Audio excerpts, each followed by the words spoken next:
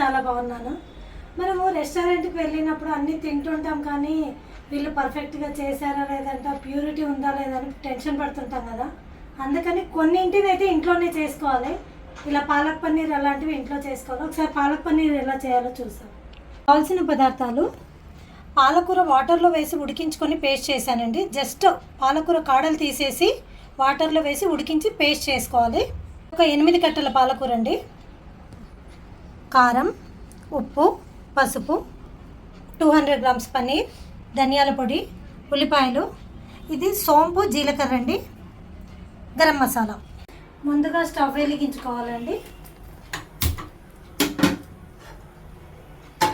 కొద్దిగా ఆయిల్ వేసుకొని మనం పన్నీర్ లైట్గా ఫ్రై చేసుకోవాలండి. లైట్గా అంటే లైట్గా. ఆయిల్ కొద్దిగా వేడైంది కదండి, పన్నీర్ ఫ్రై చేసుకోవాలి. పన్నీర్ ఎందుకు ఫ్రై చేసుకోవాలంటే మనం ఇలానే వేసేస్తే కర్రీలో మిక్స్ అయిపోతుంది.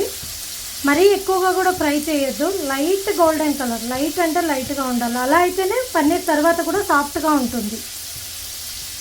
చూసారు కదా, పన్నీర్ లైట్గా కలర్ చేంజ్ అయింది. ఇప్పుడు మనం ఒక బౌల్లోకి తీసుకోవాలి. స్టవ్ సిమ్ పెట్టుకోవాలి.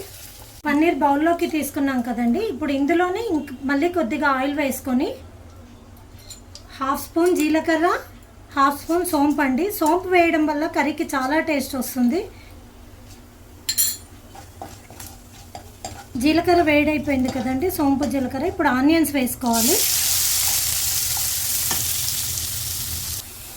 ఆయిల్లో ఆనియన్స్ వేసాము కదా. ఇప్పుడు ఒక 5 మినిట్స్ దాకా లిడ్ పెట్టి మనము ఆనియన్ కుక్ అవ్వనివ్వాలి. 5 మినిట్స్ అయింది కదండి. ఈ ఆనియన్స్ బాగా మగ్గిపోయాయి. ఇప్పుడు స్టవ్ కొద్దిగా సిమ్లో పెట్టి ఒక 1.5 స్పూన్ కారం, 1.5 స్పూన్ ఉప్పు, కొద్దిగా పసుపు, ఒక 2 స్పూన్ల ధనియాల పొడి వేసి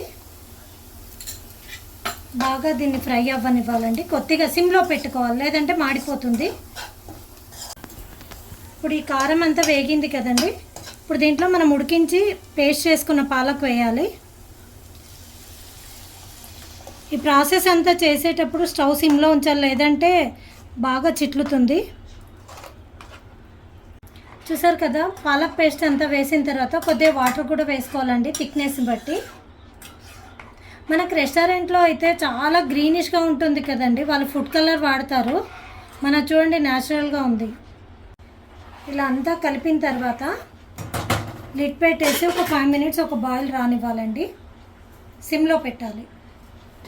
ఇప్పుడు చూడండి, కర్రీ ఈ విధంగా మరుగుతున్నప్పుడు ఒక 1/2 స్పూన్ గరం మసాలా, దీంట్లో ఎండింగ్లో కసూరి మేతి కూడా వేయాలండి. నేను ఫస్ట్ స్టార్టింగ్ చూపించడం మర్చిపోయాను. ఈ విధంగా కొద్దిగా కసూరి మేతి మ్యాష్ చేసుకొని వేసుకోవాలి.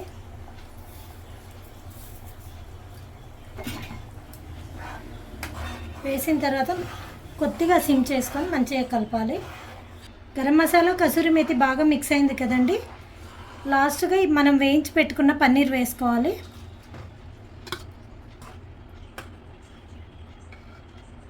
ఒక 2 మినిట్స్ ఆగితే ఇవన్నీ విడిపోతాయండి వేడికి.